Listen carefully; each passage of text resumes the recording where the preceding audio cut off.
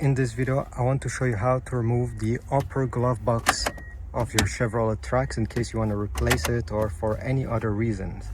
First step is to remove this small mat, rubber mat, okay, and by removing it, we will unveil two 7mm bolts. So take your 7mm socket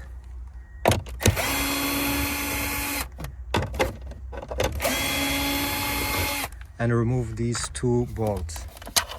Okay, don't lose those. Next, we need to pry this glove box. So you're gonna have a flathead screwdriver, anything of this nature. You're gonna glide it under here and try to pry it. This way we'll unclip the glove box. You can try pulling it.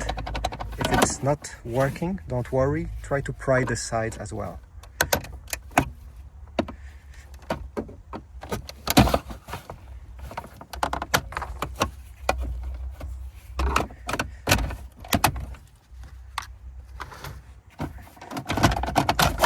Okay, here we go.